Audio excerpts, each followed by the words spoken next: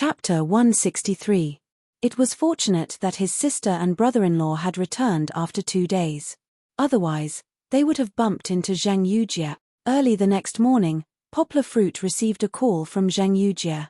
Through the phone, Zhang Yujie couldn't hold back her excitement. "Little Fruit, big sister is coming to Guangzhou." When Zhang Yujie made the call, she was about to board the plane.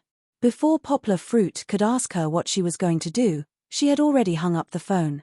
Zhang Yujie did not get Poplar Fruit to pick her up. She knew that it would be too difficult for Poplar Fruit to travel all the way to the airport without a car. Thus, all Poplar Fruit had to do was to prepare a meal and wait for her at home. "All right, Yangguo won't go out today." He tidied up the bedroom and obediently moved his pillows and blankets to the sofa in the living room. Then, he changed Zhang Yujie's pillows and blankets. Poplar Fruit had once mentioned to Zhang Yujie that he wanted to book a hotel for her. However, Zhang Yujie looked at him pitifully, which made Poplar Fruit panic. In the end, he changed his mind and said, "You can stay for as many days as you want." When Zhang Yujie arrived, it was already past noon. She dragged her suitcase and appeared in front of Poplar Fruit's door with a smile on her face. "Come in," Poplar Fruit said as he took her suitcase. Poking him, Zhang Yujie grumbled, "Why are you pulling a long face? Am I not welcome?" Scratching his head, Poplar Fruit gave her an embarrassed smile. "Nope. I was thinking about a translation problem, and I got a little distracted." "Why are you so late? Is your flight late?" Poplar Fruit asked. "No, there's a traffic jam in the city." Zhang Yujie was referring to Yang Cheng. It happened to be the afternoon rush hour, and the taxi she was taking had to pass through the downtown area. No wonder there was a traffic jam. "Wow. Is this gold?" Zhang Yujie squatted down happily and picked up Goldie, who ran to her feet while wagging its tail. So cute. When the little golden retriever was young, its hair wasn't long. It was whitish yellow and fluffy to the touch. His ears were drooping, and his small eyes looked very innocent no matter how one looked at it. When she hugged it, Goldie would stick out its short little tongue and swing its little tail. It was the best age to act cute. Zhang Yujie had the personality of a queen, and her maiden heart was instantly healed by Goldie's cute appearance. "Are you hungry?" Poplar Fruit said with a smile. "I've already made lunch." The Poplar Fruit was afraid that the food would get cold, so he kept it warm in the pot. He didn't take it out until Zhang Yujie arrived. "How sumptuous." Zhang Yujie looked at the 3 dishes and 1 soup on the table happily. She quickly took off her thick down jacket and washed her hands before eating. "Delicious." Zhang Yujie praised loudly and even patted Poplar Fruit's shoulder. "Young man, I haven't seen you for a few months, and your culinary skills have improved again." To be honest, Zhang Yujie had eaten food that was better than Poplar Fruit's. She could casually pick a famous restaurant in Beijing, and the food there was much better than Poplar Fruit's. However, those were all illusory and unreal. They didn't feel like the food that Poplar Fruit prepared for her. There was no taste of home. After eating, Poplar Fruit asked, "What business do you have this time?" Zhang Yujie nodded and said a little gloomily, "Yeah, there's a client that I have to visit. I've been so busy for the past few months that I couldn't even get an extra day off. Aunt Pang even complained that I didn't train enough and kept adding more work for me. This time, it's because this client is coming to Guangzhou for a lecture, so the venue was changed. That's why I had time to come over." Zhang Yujie hadn't seen Yang Guo for a few months. Although they only called each other once every few days, she still missed him very much. Even when she slept at night, Yang Guo's figure would appear in her dreams. No matter how busy she was, she would take out her phone to refresh Poplar Fruit's Weibo as long as she had some free time. Looking at Poplar Fruit's photos on Weibo, Zhang Yujie's heart would feel a little better. Naturally, most of the photos on Poplar Fruit's Weibo were of Kiki. Zhang Yujie would wait bitterly, hoping to see Poplar Fruit's figure. Even if it's just a side profile, it would be good. "So, are you going out in the afternoon?" Poplar Fruit asked. "Nope, I'm only going tomorrow." Zhang Yujie smiled as she continued, "He's holding a lecture in Guangzhou's library, and I intend to pay him a visit after he's done. Do you want to come along?" "Sure." Poplar Fruit smiled. It's winter, and he's sick of staying at home all day. Occasionally, he'll go out and take a look at Guangzhou's library. It's also good to listen to a master's lecture. Then, it's a deal. Zhang Yujie happily replied. The next day, Poplar Fruit woke up early for his morning exercise. When he returned, Zhang Yujie was still sleeping in the room. Poplar Fruit smiled. He knew that Zhang Yujie would only sleep in on weekends, so he did not wake her up. He went out to buy some ingredients. There weren't many breakfasts in Guangzhou that suited Zhang Yujie's taste, so today, Poplar Fruit only bought soy milk. As for the rest, he intends to make it himself. Grabbing a large bowl, he scooped a few spoonfuls of flour into it before he poured in water and stirred until it turned into a paste. Adding 2 eggs, he used chopsticks to stir until it turned into a paste. After washing the cucumbers, he cut off the heads, tails, and skin before cutting them into strips. Then, he sliced the ham into 2 strips for later use. When the preparation was almost done, Poplar Fruit lit up the wok and poured in an appropriate amount of peanut oil. After the oil heated up, he poured in the paste. Next, Yang Guo held the handle of the frying pan and lifted it above the fire. She gently shook it to allow it to be fully heated. After frying for a while, Yang Guo's wrist shook, causing the frying pan to tilt. The thin pieces of egg paste that had been fried into thin slices just happened to flip over and land steadily on the pan. He continued to fry the other side until both sides were golden yellow. Only then did Poplar Fruit take it out of the wok. After frying the first slice, Poplar Fruit fried another slice. After all, it was for 2 people. The omelette was spread out on a large plate and Poplar Fruit sprinkled some meat floss on top. Then, he placed the ham and cucumber strips that he had just prepared on top. After that, he smeared some salad dressing on top and rolled it up. This omelette was too long and hard to eat, so Poplar Fruit used a small knife to slice it evenly. After finishing the omelette, Poplar Fruit went to knock on Zhang Yujie's door. After the embarrassing scene in the capital last time, he no longer dared to push open the door and walk in directly. "You're up." Zhang Yujie rubbed her eyes and opened the door. There was a heater in the room. She was only wearing a long-sleeved top and a pair of extremely short leggings. They were so short that the long sleeves could cover them. Poplar Fruit saw that under her clothes, her white thighs were completely exposed to the air. He felt his blood boil a little. Zhang Yujie saw it and felt a little happy. She did not say anything and walked to the bathroom to wash up. When she came out, she saw that breakfast was already on the table. The soy milk was not the main point. The beautiful Western-style omelette immediately attracted Zhang Yujie's eyes. She ran over with a smile and bent down. The rich egg aroma assailed her nose. It was still warm, which meant that it was just made not long ago. Zhang Yujie turned to look at Poplar Fruit, her eyes sparkling. "Little Fruit, did you make it?" Poplar Fruit smiled and made a V sign with his hand. Zhang Yujie covered her mouth and giggled. She secretly wiped away the tears that flowed out. Her heart was filled with sweetness. Chapter 164. After breakfast, Zhang Yujie followed Poplar Fruit to Huacheng Plaza. It was still early, so they took a stroll around the new central axis of Yangcheng. Yang Guo had been here countless times, but she still couldn't help but sigh at the government's boldness. They were actually willing to set aside a total of 560,000 square meters of land in this upstart area of the city to build such a huge and magnificent plaza. "That's Canton Tower, right?" Zhang Yujie said with interest. "I saw it on TV during last year's Asian Games. That waist is really thin." Canton Tower was the nickname of Yangcheng Tower. Yangcheng Tower was an oval-shaped, gradually changing grid structure. Its shape, space, and structure were formed by 2 rotating oval-shaped steel shells. Its lattice structure was loose at the bottom, but it was more dense at the waist.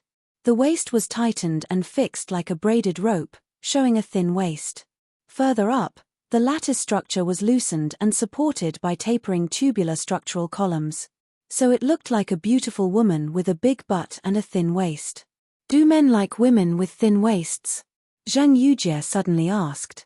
This was indeed an academic question worth discussing. Yang Guo smiled and said, "That won't happen. If a woman's waist is too thin, it's not good for her body. Think about it, that's her stomach. If it reaches the size that you can hold, then what about the other organs in her body? But it's good to be a little thin. Exercise more and there won't be any fat on the stomach. First, it'll look good in clothes. Second, it's also a sign of health. Poplar fruit analyzed in detail to Zhang Yujie. He didn't know that the angle of his answer was thousands of miles off the mark. His eyes sparkled as Zhang Yujie looked at him in amusement. She turned around and walked away. Secretly, she touched her stomach and muttered in her heart, "Recently, I've been sitting in the office so much that my stomach feels like it's going to pop out. This won't do. When I get back to Beijing, I have to do some aerobics often." When they passed by Yangcheng Opera House, Poplar Fruit pointed at it for Zhang Yujie to see. "Isn't it cool? The design of this building?" Zhang Yujie nodded and said, "It is indeed very cool, just like an alien spaceship." Her description was not quite appropriate. At the very least, spaceships had a sense of symmetry. These two buildings had dozens of faces and dozens of corners, but none of them were symmetrical. They were more like two stones placed on a gentle hill. They were oddly shaped, but they did not lose their roundness. This was designed by the famous designer Zaha. The buildings designed by Hadid had the same style as her other works, surrealism. If one were to open her portfolio, they would see that every design of her works was unprecedented. Even her other works did not have a similar shadow. Its dreamy fluid lines, unique geometric structure, and fantastical appearance won her countless honors. She even won the 2004 Pritzker Architecture Prize, the Nobel Prize in the field of architecture. After passing through the Opera House and crossing the square, Zhongxian arrived at the Yangcheng Library. While it might not be apparent from up close, if one were to look at it from afar or look at the aerial photos, one would notice that the building's surface and facade formed a Z shape.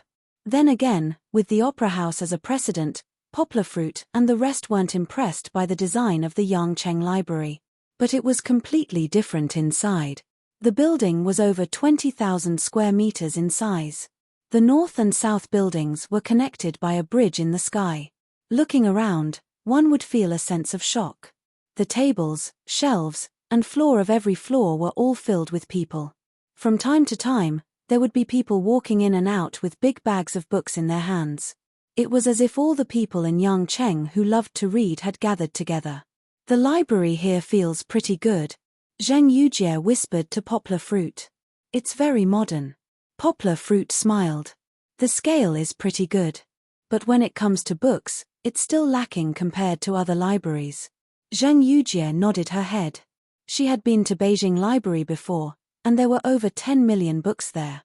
Even if the quantity wasn't mentioned, just the quality of the books wasn't something the Yangcheng Library could compare to. But it was already pretty good. After all, Yangcheng City wasn't a city with a dense academic atmosphere. To have such a great place to allow the citizens to calm down and recharge their energy, it could be considered a huge gift from the city government. Today, Poplar Fruit and the rest were here for the master's lecture. Poplar Fruit brought Zhang Yujie to the 8th floor of the North Tower. That was the Multicultural Hall. Aside from collecting related literature, there were also exhibitions, lectures, forums, and other cultural exchange activities. Zhang Yujie managed to get a few tickets, and Poplar Fruit was also allowed in. Naturally, the staff reminded him not to disturb the audience. Although it was a master's lecture, there weren't many people here today since it was a working day. Since they didn't have to sit according to the seating arrangements, Poplar Fruit and Zhang Yujie found an empty spot and sat down. While waiting for the lecture to start, Poplar Fruit suddenly felt that he had drunk too much water in the morning and needed to go to the toilet. After informing Zhang Yujie, she carried Chichi on her back and headed to the toilet. The reason why he didn't ask Zhang Yujie to look after her was because Poplar Fruit had already tried. Kiki was still the same old Kiki. If she was in someone else's arms and Poplar Fruit walked out of her sight, she would immediately start crying. Only Feng Beibei could calm her down. This made Poplar Fruit feel helpless. Speaking of Feng Beibei, Poplar Fruit hadn't seen her for a week or two. Recently, she had been busy with her final exams, so Poplar Fruit tactfully didn't disturb her. Poplar Fruit. After walking out of the toilet, Poplar Fruit heard a familiar voice. When he turned around, It was actually Uncle Jin.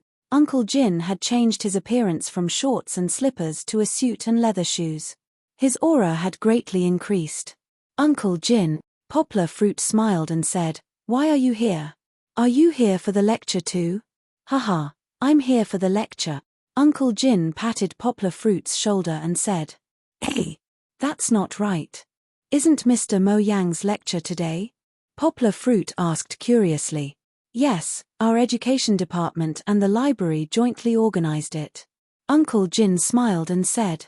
Poplar Fruit suddenly understood and said with a smile, "Then, leader, are you here to take charge of the lecture today?" He had a good relationship with Uncle Jin, so it wasn't a problem for him to make a joke.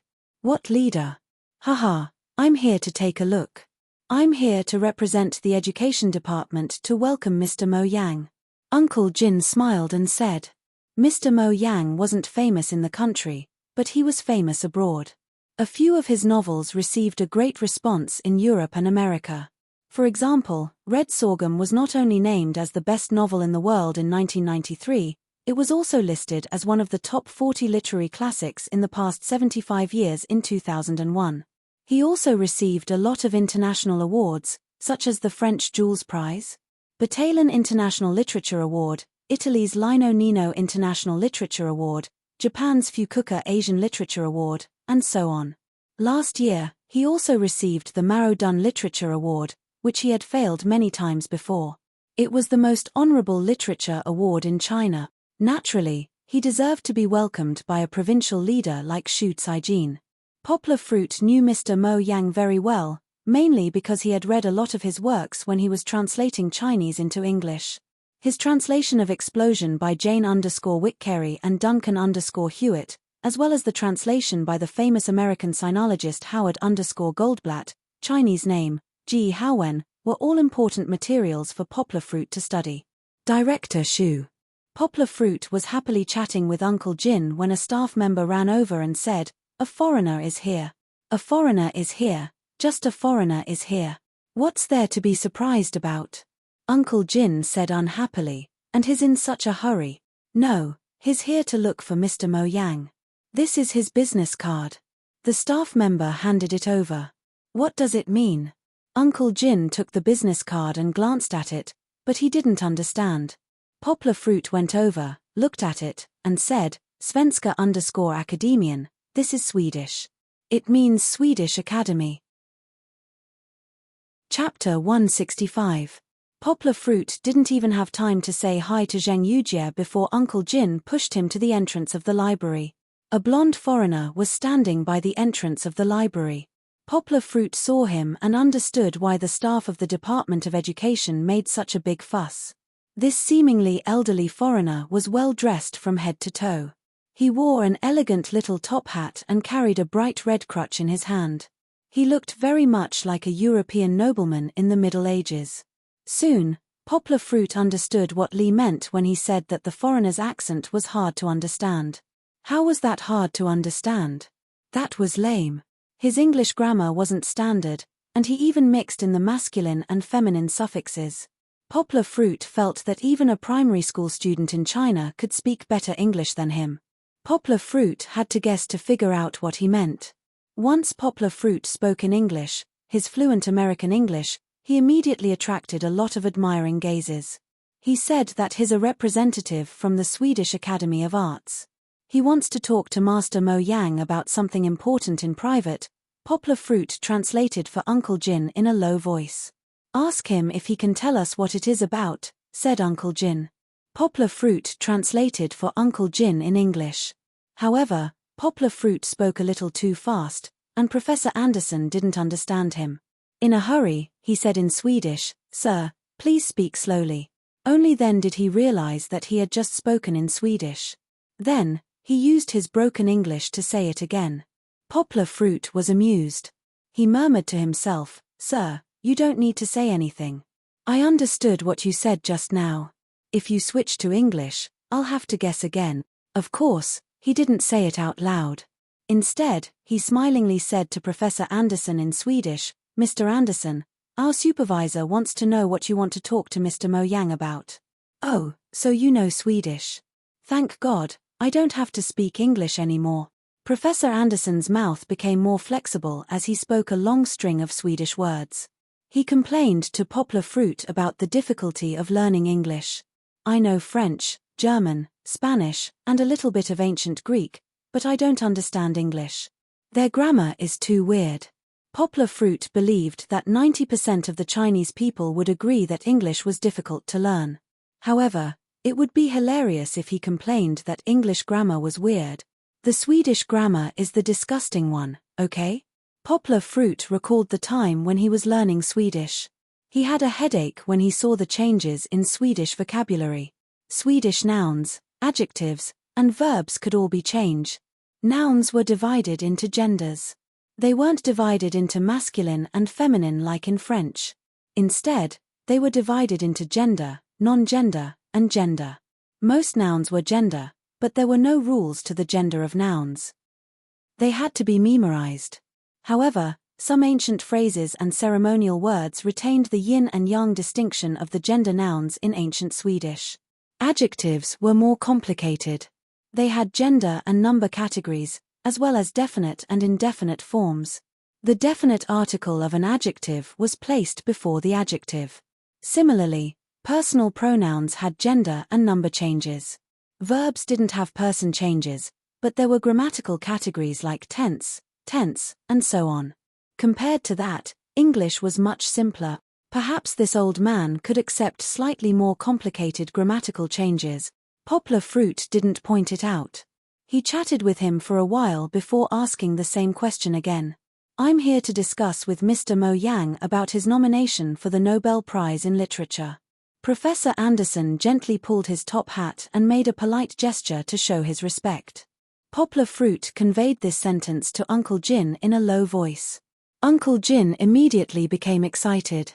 He pulled Poplar Fruit to the side and whispered, "Really? Is this news accurate? Is Mr. Mo Yang really going to win the Nobel Prize in Literature?" Poplar Fruit didn't know whether to laugh or cry. He looked at him and whispered, "He's not going to win the Nobel Prize in Literature. It's just a nomination." Uncle Jin didn't understand, but Poplar Fruit knew about encyclopedic knowledge. The Nobel Prize in Literature wasn't decided so easily. Every September, the Nobel Prize in Literature Committee would send out invitations for nominations all over the world. Of course, not everyone had the qualifications to make a nomination. Those who could make a nomination were academicians from the Swedish Academy of Literature and other countries, literature professors and linguistics professors in higher education institutions, Nobel Prize winners, and chairmen of various countries' writers' associations. Then, at the beginning of February of the following year, the nominees had to submit an official nomination letter with relevant information about the candidate, such as the original work or translation. Otherwise, they would be considered to have given up or be moved to the next year's list. After that, there would be the confirmation of qualifications. The committee would clear out the nomination letters that weren't qualified. In the end, there would be a long list of about 200 people. Then, there would be the primaries. The primaries would eliminate most of the candidates based on various criteria. By April, there would only be about 20 people left on the list. It's only towards the end that we really enter the PK voting phase, Poplar Fruit said with a wry smile. Then, what's the nomination now? Uncle Jin asked. It's still the initial phase. It hasn't even reached the qualification verification stage, Poplar Fruit explained. Uncle Jin suddenly asked, "How trustworthy do you think this person's words are?" Poplar Fruit thought for a moment and said, "I think it's very trustworthy. His Swedish is very authentic. Many of his words are quite classical. That's very rare nowadays. At least, the identity written on his name card shouldn't be wrong." Previously, when faced with the importance of this nomination, Yang were made a judgment based on the knowledge in her mind. But in the end, the older the ginger, the spicier the ginger. As a veteran in the officialdom, Uncle Jin could see that it was extraordinary at a glance. He said, "No, if it's just a simple nomination, Sweden wouldn't send such an important person over. They sent a professor to talk to Master Mo Yang face to face. That means they value Master Mo Yang very much. This is definitely not a small matter, Uncle Jin said with certainty. Hearing his analysis, Poplar Fruit nodded in realization. Indeed, this didn't make sense. The committee of the Nobel Prize in Literature was so mysterious and arrogant. Why would they send someone over just because of a nomination that wasn't important? Uncle Jin said seriously, "Don't tell anyone about what happened today. Don't let the staff know either. If the media exposed it in advance, it would be difficult for us.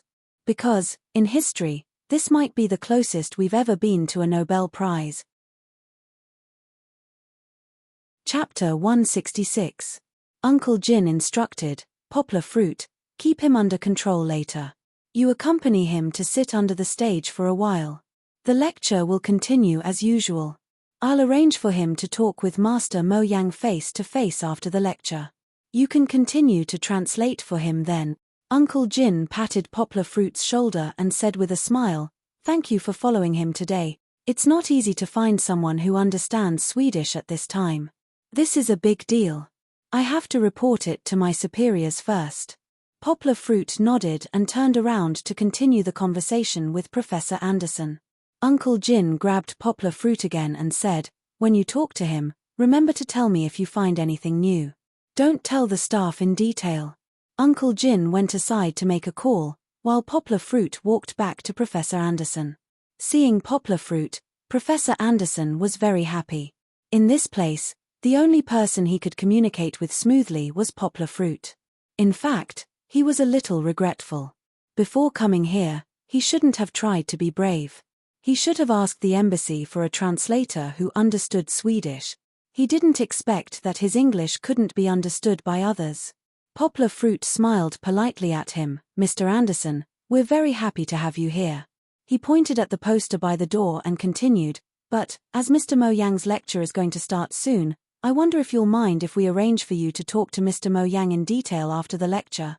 Professor Anderson smiled, "I don't mind at all. I'm always free today. I'd like to ask if I can go in and listen to the lecture. I don't have a ticket." Poplar Fruit smiled. This request was so simple that he could answer for the staff here. "Of course, no problem.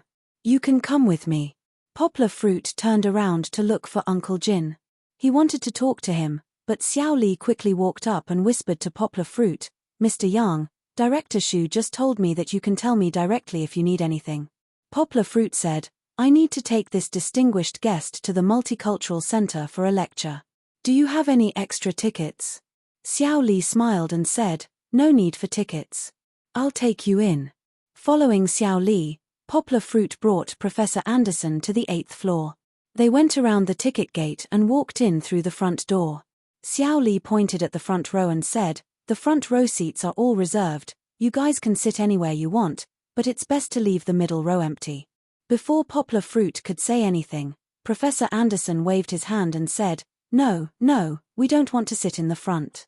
Under Poplar Fruit's confused gaze, Professor Anderson smilingly explained, "Wait a minute, I won't be able to understand Mr. Mo Yang's speech, and I'll need your help to translate. So, in order not to disturb Mr. Mo Yang, we'd better sit in the back where there are fewer people." Alright, he had to translate it himself.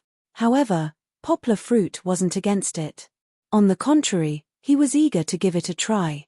He had never done simultaneous translation before, let alone in Swedish. Such a difficult challenge was too exciting. Poplar Fruit explained to Professor Anderson, then led him to the back. Zheng Yujie couldn't wait any longer. Poplar Fruit had been gone for 10 to 20 minutes. Could he have gotten lost? If she wasn't worried that Poplar Fruit wouldn't be able to find her when he came back, she would have gone out to look for Poplar Fruit. She sat on the chair and looked around, her head drifting to the back door from time to time. At that moment, she heard footsteps.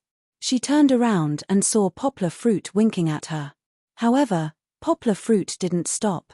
He made a hand gesture to calm her down and continued walking. Zheng Yujie was confused. She stared blankly as Poplar Fruit carried Kiki to the back and sat down with a foreigner. Poplar Fruit held Kiki in front of him and said to Professor Anderson, "Mr. Anderson, because you came in a hurry, we weren't prepared to welcome you. Today, I brought my daughter out. Do you mind if I carry my daughter?" If he said that he minded, Poplar Fruit would take his daughter away immediately. He didn't want to serve such a proud foreigner. Professor Anderson smiled kindly at Kiki, then said to Poplar Fruit, "I don't mind. My granddaughter has grown up. She's as cute as your daughter." Poplar Fruit smiled and started chatting with him. The advantage of encyclopedic knowledge was that Poplar Fruit could chat with anyone, especially in the field of literature. He had read too many literary works. The works of the great masters who won the Nobel Prize in Literature. L'Ecclesio's War, Hector Miller. River Run, Walking the Line, Mario Balotelli. Mario Vargas. Losa's Greenhouse and so on. Poplar Fruit could break out some sentences from them and chat with Professor Anderson. Poplar Fruit could also talk about the style of each famous writer, the outstanding characteristics of each genre, and even the twists and turns of the selection of other international literature awards in recent years. What surprised Professor Anderson even more was Poplar Fruit's familiarity with Swedish literature. Selma Lagerlöf, the pride of Swedish literature. Poplar Fruit also had a deep understanding of several of her representative works. This made Professor Anderson proud, and he also began to admire Poplar Fruit's erudition. Professor Anderson sighed, "I have never seen a young man as outstanding as you. If you didn't say that you had never been to Sweden, I would have thought that you were a student of one of the professors in our Swedish academy." Poplar Fruit smiled, "I'm a translator. Of course, my love for literature also motivates me to keep learning. I hope that one day I can become a person like your country's Mr. Goran Malmqvist and contribute to the spread of culture throughout my life." When Professor Anderson mentioned Ma Yuran, he was filled with respect. Ma Yuran's background was much greater than his, and he had countless titles. Professor and Dean of Sinology in the Chinese Department of Stockholm University, Academician of the Swedish Academy of Literature, President of the European Sinology Association, and a famous sinologist. More importantly, he was one of the 18 lifetime judges for the Nobel Prize in Literature. He devoted his life to the study of sinology. Many of China's classical works, such as the Book of Songs, Analects of Confucius, Mencius, Records of the Grand Historian, Water Margin, Journey to the West, etc., were only known to the West after he translated them. Although Professor Anderson was younger than Ma Yuran, he had also admired Ma Yuran for a long time. Of course, Poplar Fruit's admiration for Ma Yuran could also be considered as a compliment to his country's culture.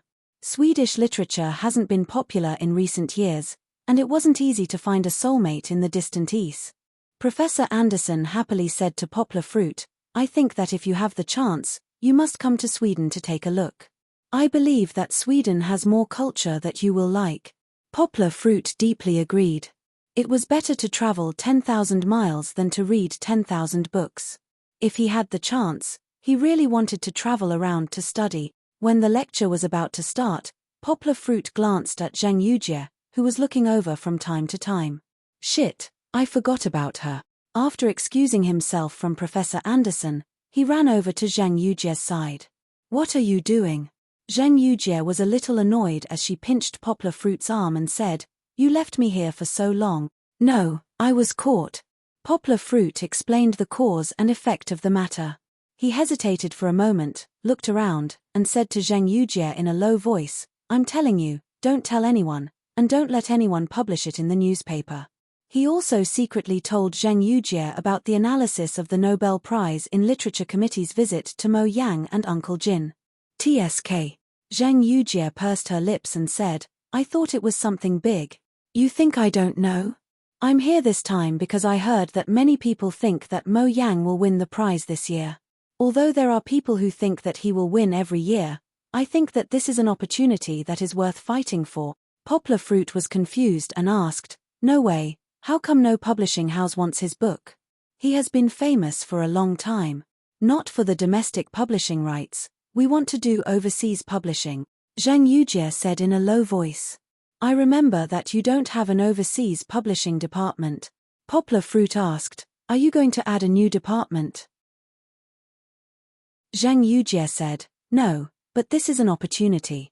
If we can get the overseas publishing rights of Mo Yang's book, if we do it well, it might be possible. My grandfather always told me that we can't keep our culture to ourselves. If we don't go out, we won't have a future. Poplar Fruit nodded in agreement. Hurry up and go accompany that Swedish professor. Zhang Yujie pushed him and said, the lecture is about to start. What about you? Poplar Fruit asked. You don't have to worry about me. I'm not a 3-year-old kid. I don't need someone to accompany me to a lecture. Zhang Yujie said that, but she was still very happy. The unhappiness that was ignored just now was swept away. Okay, aren't you going to see Mo Yang later? After the lecture, come with me. I'll tell Uncle Jin, Poplar Fruit said. Okay. Back to Professor Anderson's side, the lecture had just begun. Under the introduction of the host, a middle-aged man, who was about 5 feet and 70 centimeters tall, walked up smilingly. That was Mo Yang. In terms of looks, no one would believe that he was the kind of person who could write such a profound local literature. However, such a man, who looked like a village secretary, had written such a great work like Red Sorghum. Poplar Fruit carefully looked at him. He felt that under that average-looking face, there was a profound and strong vibe. That was because he had accumulated enough knowledge and achievements to a certain extent. Poplar Fruit thought that he was still thousands of miles away from that. Mo Yang started talking. Poplar Fruit calmed himself down and focused on translating for Professor Anderson. After all, Professor Anderson was a foreigner. Mo Yang's lecture involved a lot of local culture and quoted many examples from his own works, so he didn't quite understand it. Seeing that, Poplar Fruit explained the difficult parts to Professor Anderson based on Mo Yang's lecture and his own understanding of Mo Yang. Fortunately, Mo Yang didn't talk fast, so Poplar Fruit had enough time to translate for him. Professor Anderson could finally finish listening to the lecture to his heart's content. Chapter 167. The lecture ended with a round of applause. Professor Anderson also stood up and clapped. Poplar Fruit saw Uncle Jin waving at him from the front row. He smiled and said to Professor Anderson, Mr. Anderson, let's go together. Poplar Fruit led Professor Anderson downstairs. When he saw Zhang Yujie, he motioned for her to follow behind. To be honest, Poplar Fruit was a little nervous. He didn't know if he would be scolded by Uncle Jin if he brought Zhang Yujie down. After all, this was a relatively serious occasion.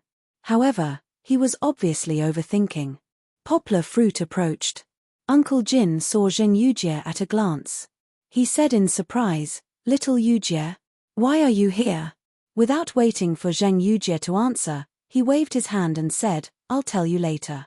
He turned to Poplar Fruit and said, the director of our Department of Education is here, and the leader of the Department of Foreign Affairs is also here. Now, I'll leave this to them. You tell Anderson. Poplar Fruit looked up and saw a few people with extraordinary temperaments walking over, so he relayed Uncle Jin's words to Professor Anderson. Professor Anderson was stunned for a moment, but soon nodded. It wasn't that he had never dealt with the government, and this was very common. Poplar Fruit was about to follow, but Uncle Jin stopped him and said, no need, they brought a translator. Thank you for just now. Zhang Yujie said unhappily, Uncle Shu, you're getting rid of the donkey after it has left the millstone. You can't be like this. Uncle Jin smiled bitterly and said, I don't want to either. But that's my big boss. Today's matter is unusual. My big boss and the leader of the Foreign Affairs Department are all here. They seem to be taking this matter very seriously, so they even sent the translator over. Then why did you look for Poplar Fruit in the first place? Zhang Yujie blamed Poplar Fruit for leaving her aside on Uncle Jin. There are so many people who know English. Any one of them would do. Why Poplar Fruit? Because the foreigner spoke Swedish, Wang Yarrow said. Poplar Fruit explained on behalf of Uncle Jin. He was very calm. After all, it was inappropriate for an outsider like him, who was carrying a child and wearing casual clothes, to be present at such an important diplomatic occasion. You can speak Swedish? Zhang Yujie asked in surprise. She had seen the books in Poplar Fruit's study.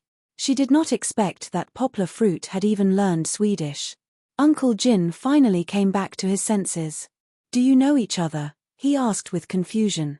Yeah. Zhang Yujie responded quickly. Poplar Fruit is my good friend, and also my partner. Oh. Uncle Jin was enlightened. I remember now. You're in Dongshin now. Poplar Fruit's book is published by Dongshin too. As Poplar Fruit was a little confused about her relationship with Uncle Jin, Zhang Yujie briefly explained to Poplar Fruit, Uncle Jin used to work for my grandpa. To me, he's an uncle. Uncle Jin looked at the two of them smilingly and said, you're right. Fortunately, Poplar Fruit and I aren't brothers. Otherwise, our relationship would be messed up again. Mo Yang, Professor Anderson, and the director of the education department weren't too far away. Some of their conversation could be heard. Zhang Yujie nudged Poplar Fruit's hand and asked with a low voice, how's his translation? Not bad, said Poplar Fruit. Tell me the truth. Zhang Yujie nudged Poplar Fruit's hand. That little movement of hers caught Uncle Jin's. He was a little surprised, but didn't point it out. It's SOSO. Poplar Fruit said, it's dry. He cut out many of the modifiers himself. But thankfully, he managed to translate the general idea. You're in a hurry to find a Swedish translator. That's not bad. Uncle Jin laughed. He's not as good as Poplar Fruit anyway. Zhang Yujie was still thinking about that. Yujie, what are you doing in Yangcheng City? Uncle Jin changed the topic. I'm here for Mr. Mo Yang, said Zhang Yujie. We want to get the overseas copyright of his book. He still has the overseas copyright of Mo Yang's book. Didn't he just say that his book has been translated? Uncle Jin asked confusedly. We've already sold the English translation, but we still have copies in other languages, said Zhang Yujie. Poplar Fruit and the others chatted for a while. Then, the Swedish translator walked over and looked at Poplar Fruit with a weird look, asking, are you Mr. Leon? He said Leon's name in Swedish. Poplar Fruit paused briefly, then nodded and said, I am. My Chinese name is Poplar Fruit. Professor Anderson asked for you, the translator said to Poplar Fruit. He nodded and followed Uncle Jin. Poplar Fruit had no choice but to follow. The director of the education department had a weird look in his eyes when he saw Yang Guo holding a child. He glanced at Mo Yang and said, Mr. Leon, right? What's your Chinese name? Poplar Fruit gave his name, then looked at the group of people confusedly. They all fixed their eyes on him, which made him feel weird. Mo Yang smiled and said, just now, Professor Anderson recommended you to me. He said that you're the best person to translate my book. Ah. Poplar Fruit was even more confused. Translate his book? What was going on? Wasn't he just here to talk to Mo Yang about the nomination? Here's the thing, the director of the education department explained. Just now, Professor Anderson said that most of Mr. Mo Yang's works haven't been translated into Swedish. He hopes that Mr. Mo Yang can provide a few Swedish translations of his representative works, so that the committee can review them. We don't have much time, and we don't have many Swedish translators in our country. Poplar Fruit turned and asked Professor Anderson, thank you for your recommendation. But, why me? Professor Anderson said to Poplar Fruit smilingly, because you have a deep understanding of literature. Not only are you familiar with Swedish literature, but you also have a deep understanding of Mr. Mo Yang's works.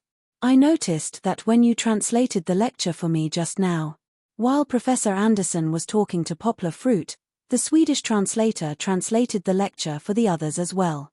Even so, the director of the education department said to Mo Yang, this is a serious matter. Poplar Fruit is so young. I think we need to think about it carefully. Mo Yang didn't respond. Instead, he looked at Poplar Fruit and said smilingly, just now, Professor Anderson said that you know a lot about my works. Can you please answer a few questions of mine? Before Poplar Fruit said yes, he picked a few questions to test Poplar Fruit. Poplar Fruit answered all the questions frankly. He also expressed his admiration for Mo Yang, especially when he read the short story called Boat.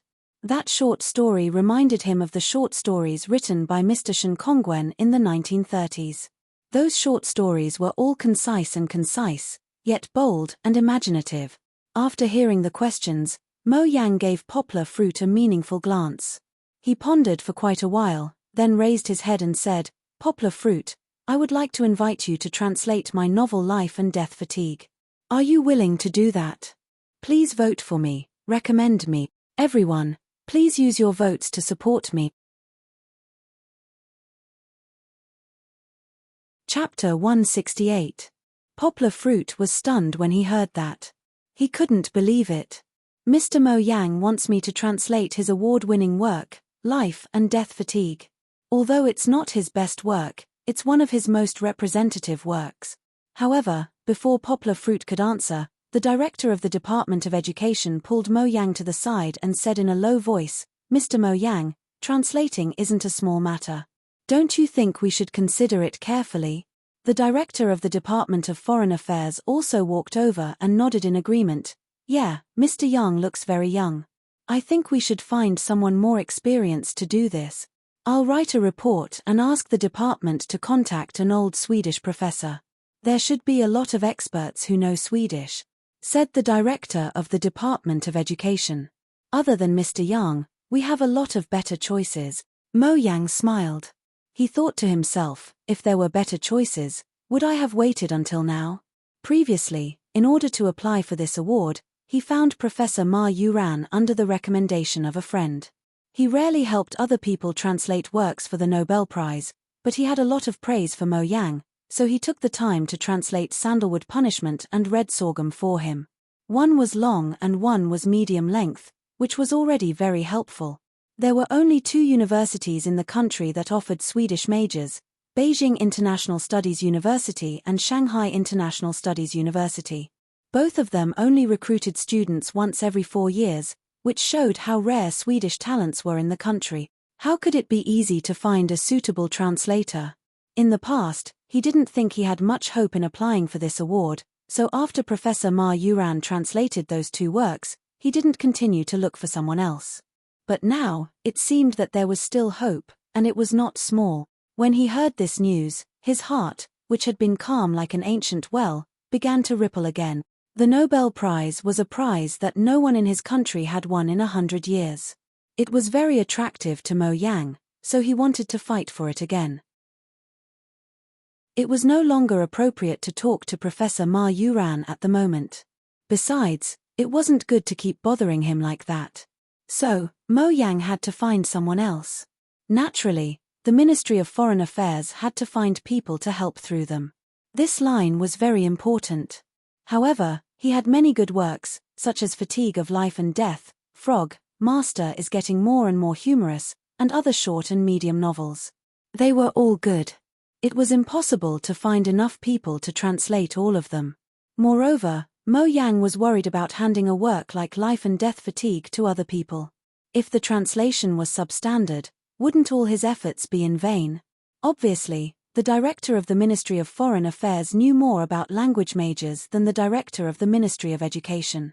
When he heard the director of the Ministry of Education say many, he pushed him and said with a bitter smile, "No.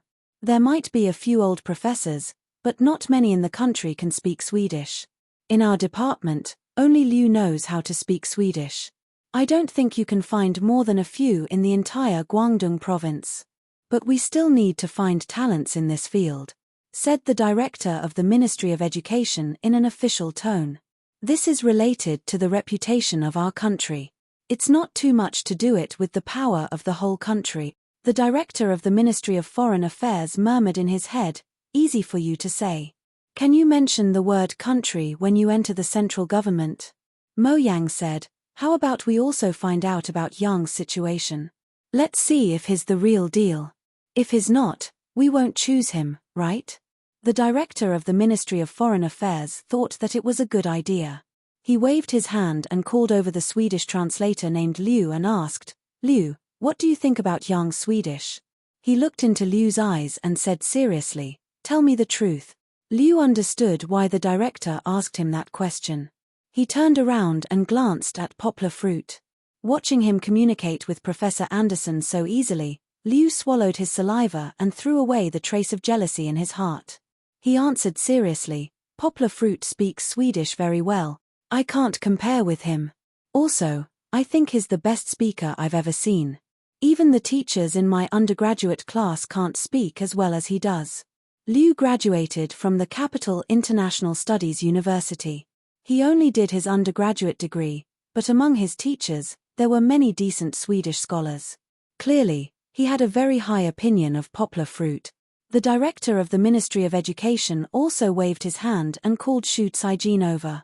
Although Xu Caijin was a newly promoted deputy director, he had a strong background. When the director talked to him, he asked politely, "Xu, who is this young guy that you found?" "Him. He's my neighbor.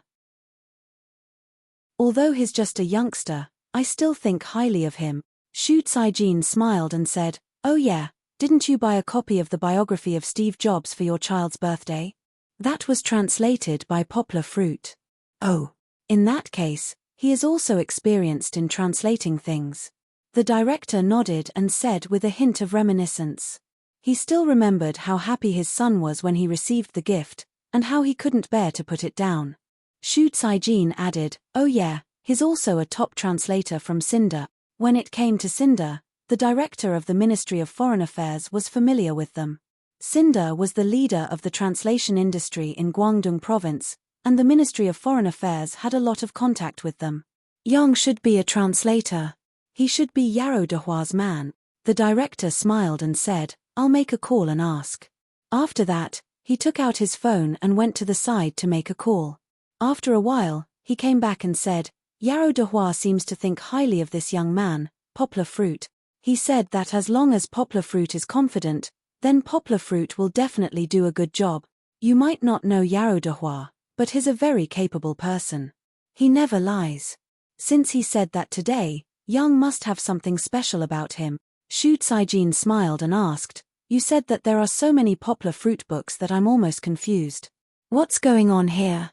The director of the Ministry of Education smiled and said, "It's like this.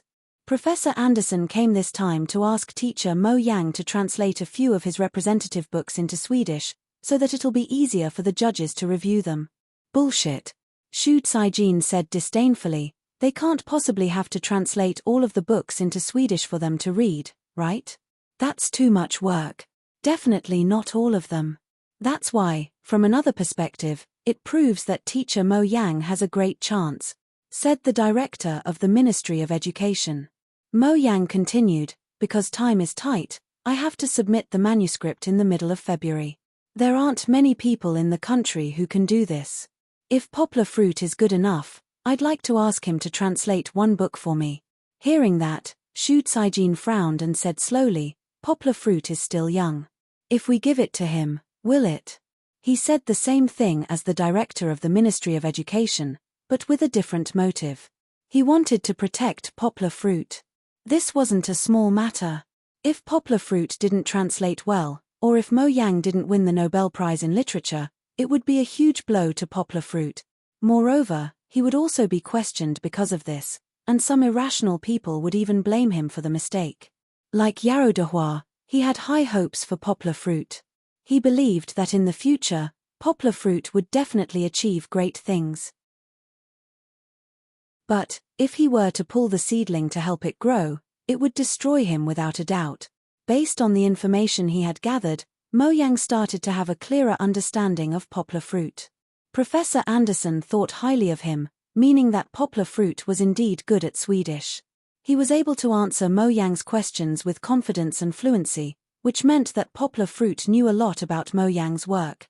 The director of the Ministry of Education and the others had been making suggestions. At last, Mo Yang was the one who made the final decision. Mo Yang walked to Poplar Fruit, crossed his arms, and asked with a smile, "Poplar Fruit, have you made up your mind?" On the way home, the city was lit up by the neon lights. Poplar Fruit sat in the backseat of a taxi with Kiki and Zhang Yujie, looking outside through the blurry window. When they got home, Gold ran up to them while wagging its tail. Kiki took off her heavy clothes and regained her energy. Only then did Poplar Fruit feel a little bit more real. What happened today was like a dream. He was only attending a lecture with Zhang Yujie, but somehow, he became the main character of the lecture. Not only did he coax a Swedish professor who was dressed like a noble, but he was also recognized by a master like Mo Yang and given an important task. He was going to translate a literary work with 490,000 words within a month. In terms of time and number of words, that was much more difficult than translating the biography of Steve Jobs. And, he accepted it with pleasure. Perhaps, It was because of the demon in his heart that longed for challenges. But that was good. That was another peak that he needed to climb. Of course, Poplar Fruit didn't forget about Zheng Yujie's mission. After he agreed to Mo Yang's request, he introduced him to Zheng Yujie. Maybe because he was too excited today, Zheng Yujie didn't spend too much time persuading him. Mo Yang agreed without hesitation. No matter if he won an award or not, she would help him sell the book overseas. If he won an award, he would get a higher percentage of the profits. Zheng Yujie's generous offer was one of the reasons why Mo Yang was attracted to her. Zheng Yujie was very happy to get the overseas copyright of Mo Yang's books except for English. When she got home, she held Poplar Fruit's hand and said that she couldn't believe it. "Oh, how about I try to leave his book for you to translate?" Zheng Yujie said happily. "I know that you can speak French, Spanish, and many other languages." Poplar Fruit was stunned. He smiled and said, "Then, aren't you going to tire me to death?" Zheng Yujie put her arm around Poplar Fruit's shoulder and said like a good brother, "Of course not. I plan to leave the best 1 or 2 books for you, and you don't have to flip through all of them. Just grab a few mainstream ones and do it for me." Poplar Fruit was tempted. He smiled and said, "Then, what kind of reward are you going to give me?" Zheng Yujie's eyes lit up and said, "I suggest that you don't sell the copyright of your translation right now. Wait until he wins an award. I mean, if he wins, then your price can be multiplied a few times." Zheng Yujie already thought of herself as a member of the Yang family. She sold the publishing house together with Poplar Fruit. She wondered what Pang Yu, who wanted to nurture her, would think if he knew.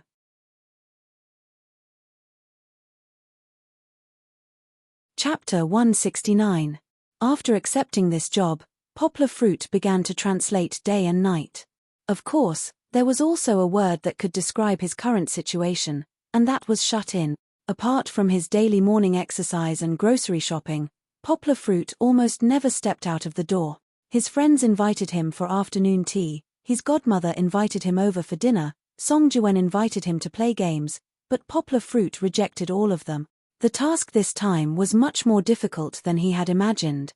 The literary works such as the biography of Steve Jobs that he had translated in the past could not be completely counted as literature.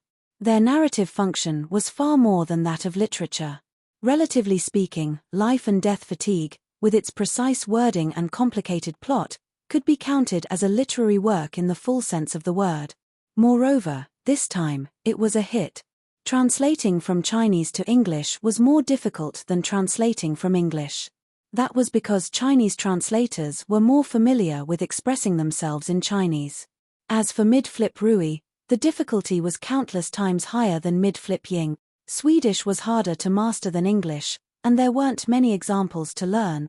Other than the translations by Professor Ma Yuran, the translations by other people were lackluster.